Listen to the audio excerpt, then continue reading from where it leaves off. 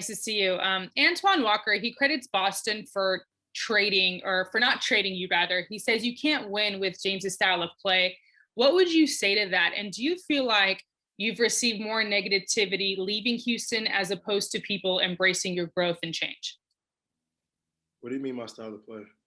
Well, he says it's nothing personal, but he feels like with your style of play, that it's just not a type of style that you can win with. I know, but what is it? I don't understand what that means. That was his quote. He literally said, it's not personal. I'm not a James Harden type of guy, but with his style of play, you can't win that way. Yeah, I don't really know. Does that sound personal to you? I mean, I don't know what it sounds like, but style of play, like there's pick and rolls that happen in basketball. There's isolations that happen in basketball. And I do both, so I don't really understand what that means. I just, stuff like that I don't even pay attention to, especially somebody that has no credibility. Go to Andrew Lopez next. Hey, James, Andrew from ESPN here. Working on a story about alley-oops, and you've thrown a good fair share of those in your career. What makes a good alley-oop, and how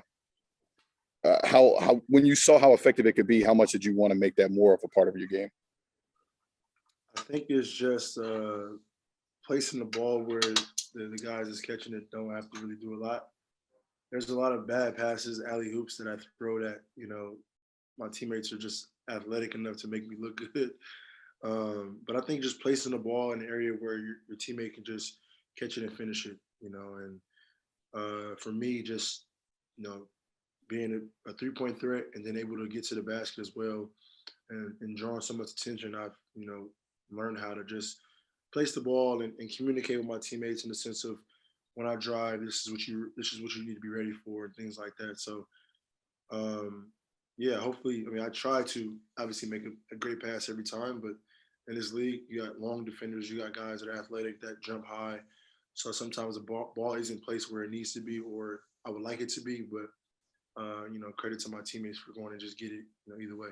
How much did you work on making your pass look so much like your floater, to where it kind of confuses defenders?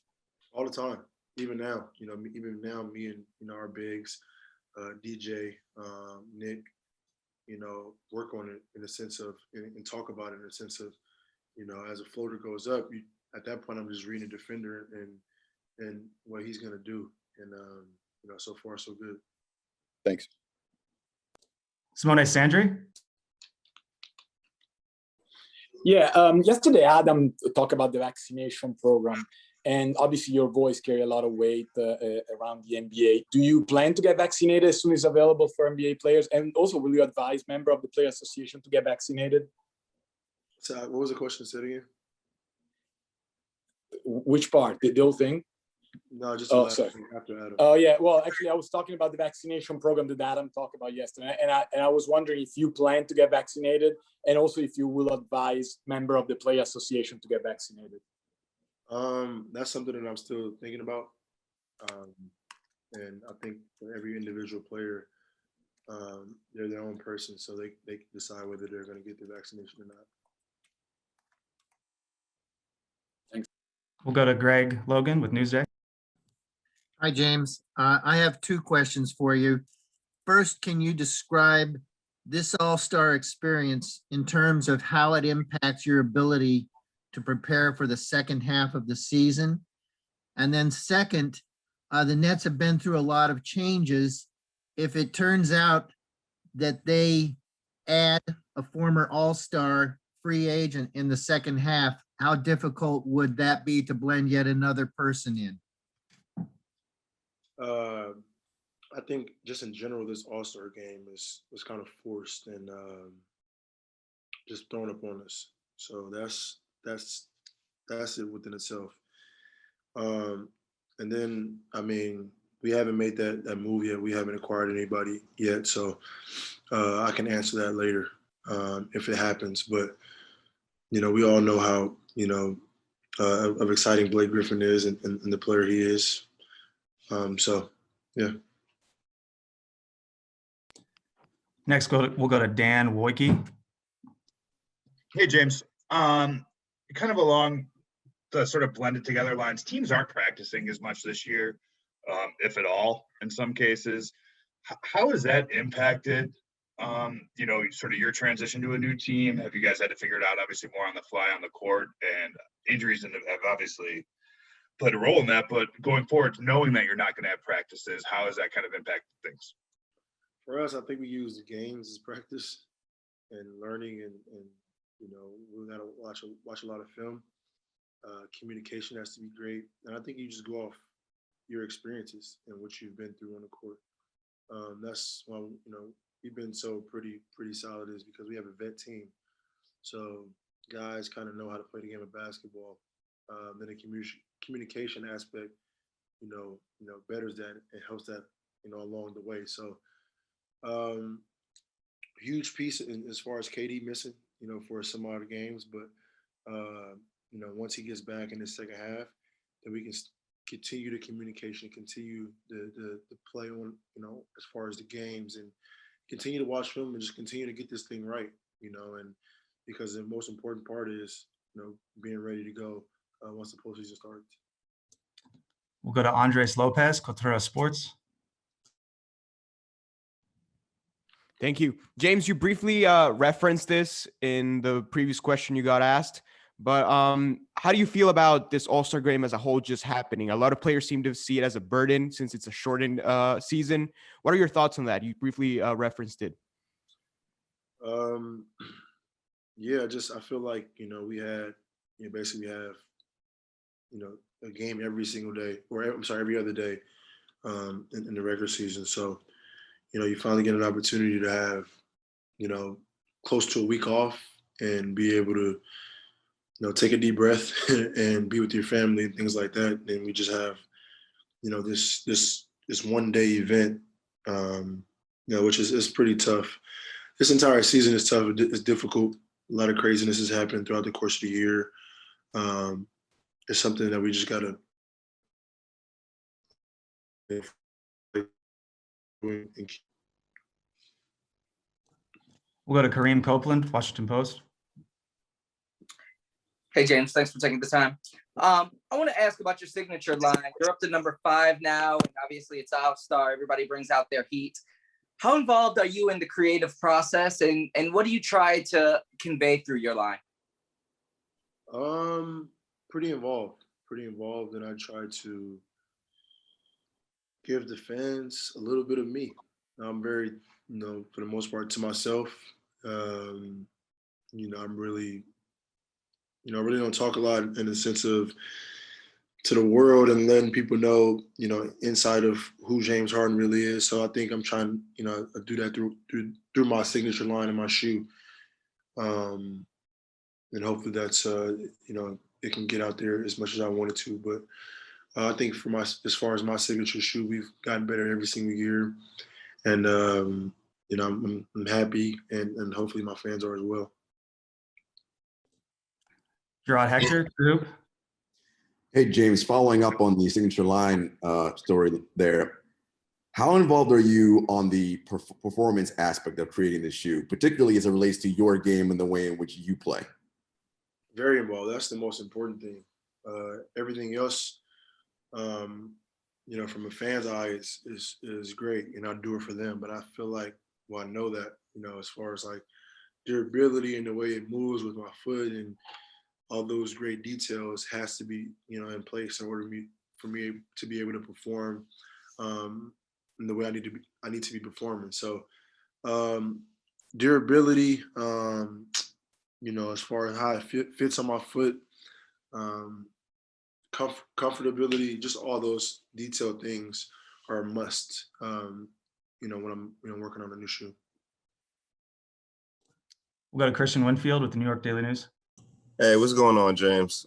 Obviously, this All-Star game is unlike any All-Star game in previous history, just because of the pandemic that it's happening in the middle of. I'm wondering if you could just kind of walk us through the last 24 or 48 hours in terms of you getting ready for this event, actually getting cleared to go through it, and everything you had to go through to actually be ready to play.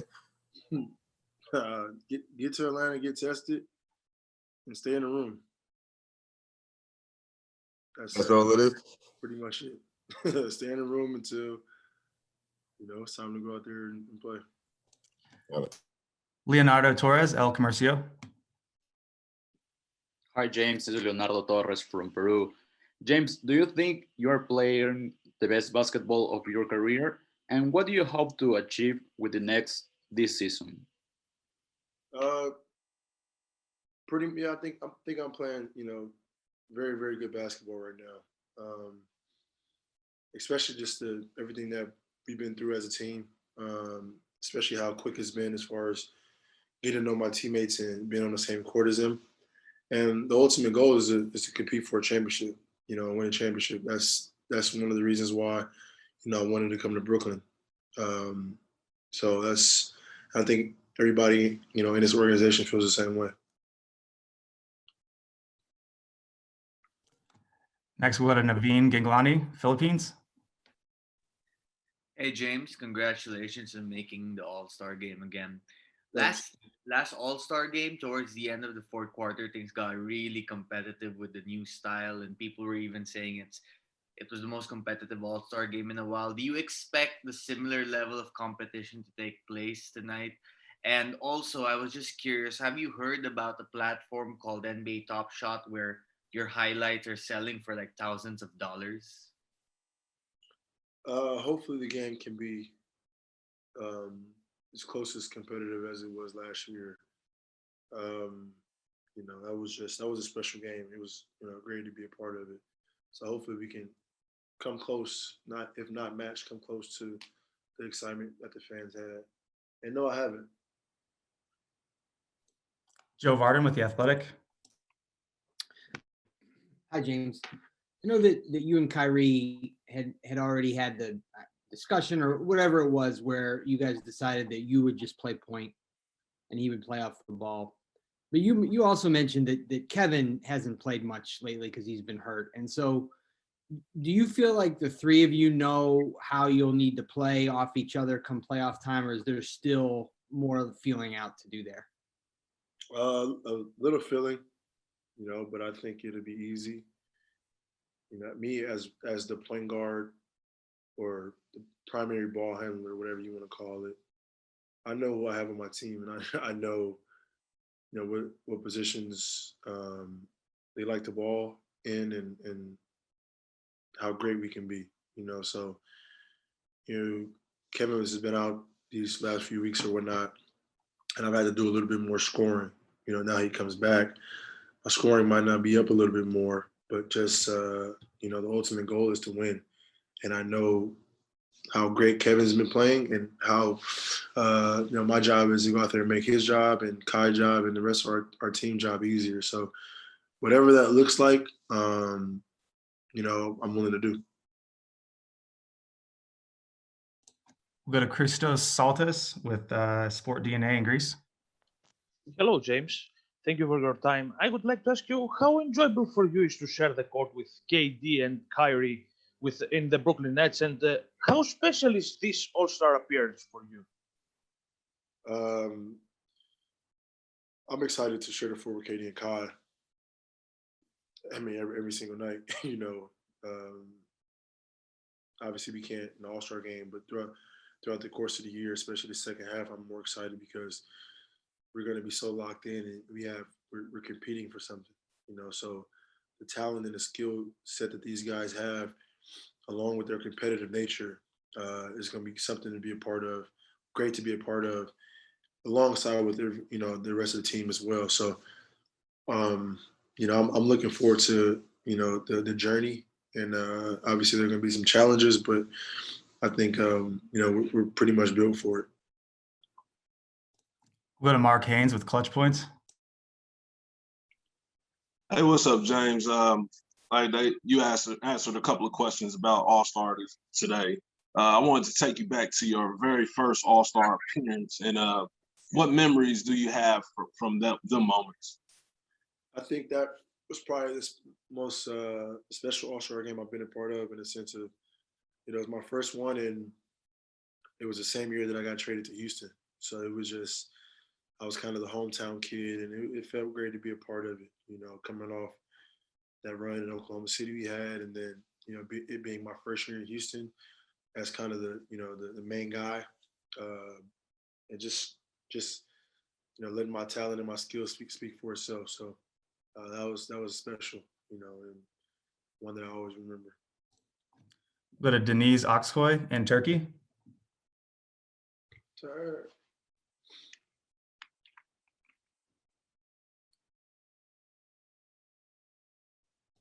Denise, you're on mute. Hello, James. I'm Denise Aksoy from Esport Turkey. What is your main goal in your career after the season? My main goal for my career after the season.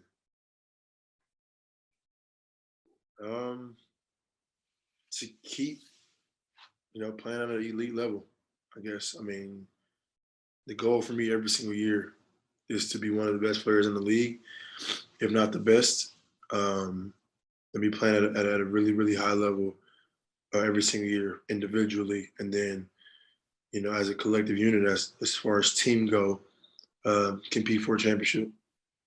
All right, thank you.